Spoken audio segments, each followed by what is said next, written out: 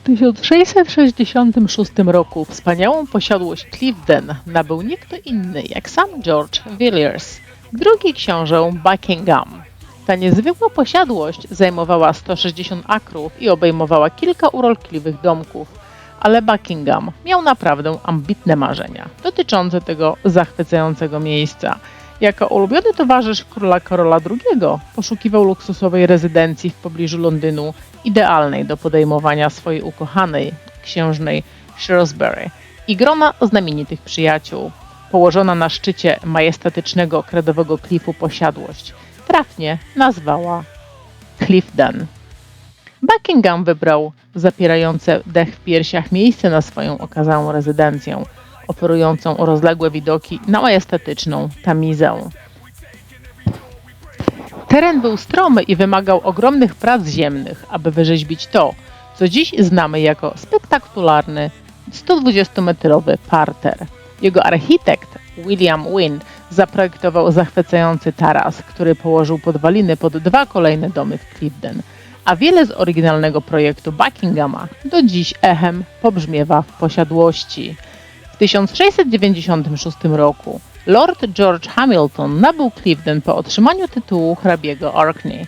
Uważał, że dom Buckinghama jest zbyt wysoki, więc w 1706 roku obciął górne piętro, obniżając je o prawie 6 metrów.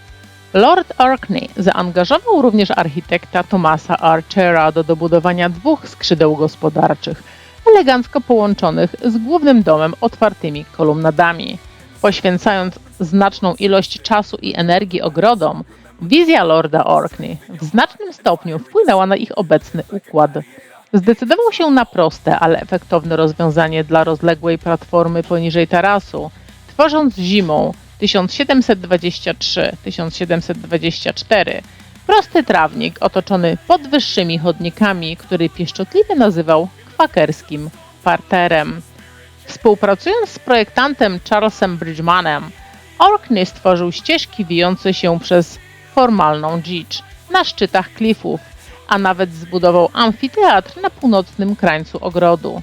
Zlecił on weneckiemu projektantowi Giacomo Leoniemu wykonanie wykwintnych konstrukcji ogrodowych, w tym pawilon Blenheima około 1727 roku, upamiętniający Wielką Bitwę oraz świątynię Oktagonu z roku 1735. Po śmierci Lorda Orkney w roku 1737 Cliveden przechodził z pokolenia na pokolenie za pośrednictwem jego potomkiń. Przez większość tego czasu był dzierżawiony, w tym przez pewien czas Fryderykowi, księciu Walii, w latach 1737-1751. Ale przenieśmy się do roku 1795. Podczas gdy czwarta hrabina Orkadów przebywała w rezydencji, doszło do katastrofy. Pożar sprawił Cliveden, pozostawiając centralną część w ruinie. Choć hrabina pozostała w areszcie, dopiero zakup Cliveden przez George'a Warrendera zapoczątkował poważne plany renowacji.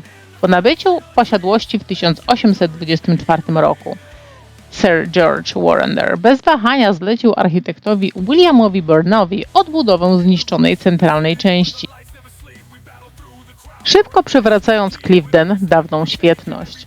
W 1849 roku Harriet, księżna Sutherland, kupiła Cliveden za 30 000 funtów, aby uciec od Londynu i znaleźć się w dogodnej lokalizacji blisko swojej przyjaciółki, królowej Wiktorii, w Windsorze. Zaledwie kilka miesięcy później katastrofa uderzyła ponownie, gdzie centralna część znowu została spustoszona przez ogień. Pomimo bohaterskich wysiłków personelu, a nawet wozów strażackich królowej Wiktorii, nie dało się jej uratować. Nie tracąc czasu, książę i księżna zwrócili się do architekta Charlesa Borrego z prośbą o odbudowę ich ukochanej rezydencji. W kwietniu w 1852 roku nowy dom był gotowy i gościł nawet wystawny bal dla 200 osób. Barry zaprojektował zachwycającą trzypiętrową willę w stylu włoskim, którą można podziwiać do dziś. Dodano w niej dodatkowe pokoje w parterowych skrzydłach, połączonych z głównym domem eleganckimi, zakrzywionymi korytarzami. Jest to hołd dla oryginalnych kolumnat Lorda Orkneya. Pod fachową opieką głównego ogrodnika Johna Fleminga ogrody Cliveden zyskały sławę dzięki innowacyjnym projektom rabat. 8 połączonych ze sobą klinowych rabat biegło wzdłuż obu stron parteru, obramowanych przyciętym ligustrem i świerkiem, a całość wypełniały żywe kwiaty ułożone w hipnotyzujące geometryczne wzory. Fleming w wyjątkowy sposób stworzył olśniewające wiosenne kompozycje w połączeniu z letnimi kwiatami i opublikował swoje projekty, zapoczątkowując globalny trend na tak zwaną pościel dywanową. W 1893 roku najbogatszy Amerykanin William Waldorf Astor wkroczył do akcji i kupił Cliveden za $1,2 miliona. Wraz z przybyciem Astorów rozpoczął się ekscytujący nowy rozdział. William przebudował liczne pomieszczenia w domu, rozbudował wielką salę i zainstalował imponujące drewniane schody. W czasie swojej kadencji jako minister USA we Włoszech Astor rozwinął pasję do klasycznej rzeźby i ozdobił Cliveden zachwycającymi dziełami. Przekształcił długi ogród w krainę czarów, w której prezentował swoje włoskie rzeźby, a nawet stworzył ogród wodny w stylu wschodnioazjatyckim, w którym znajdowała się wspaniała pogoda z Wysp Paryskiej z 1867 roku. Na początku I wojny światowej Waldorf Astor, najstarszy syn Williama i przyszły drugi wicehrabia Astor, podjął niezwykły krok po tym, jak wojsko odmówiło mu przyjęcia z powodu badań lekarskich. Uprzejmie zaoferował część wspaniałej posiadłości Cliveden na szpital kanadyjskiego Czerwonego Krzyża. Ten hojny gest doprowadził do powstania Szpitala Czerwonego Krzyża imienia księżnej Connaught, gdzie ranni żołnierze alianccy otrzymywali niezbędną opiekę. Do 1915 roku placówka mogła pomieścić jednocześnie 110 pacjentów, ale wraz z postępem wojny liczba ta gwałtownie wzrosła do 600 osób.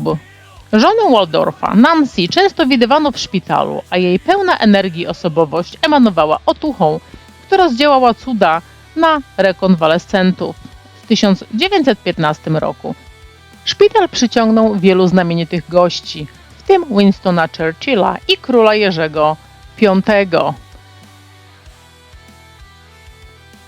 Waldorf Astor poślubił Nancy Loughorn w 1906 roku i otrzymał Cliveden w prezencie ślubnym. Ta wspaniała posiadłość wkrótce stała się scenerią wystawnych przyjęć i centrum europejskiego życia politycznego, jak i literackiego. W akcie hojności Waldorf Astor powierzył Cliveden National Trust w 1942 roku. W roku 1966 Trust przejął zarządzanie posiadłością i udostępnił ją zwiedzającym.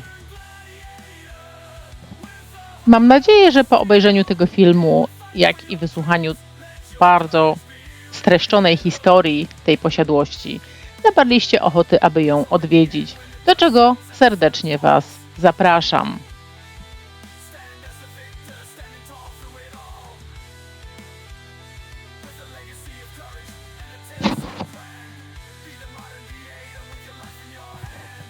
Ja się już tutaj z Wami pożegnam. Do zobaczenia w kolejnym odcinku. Trzymajcie się.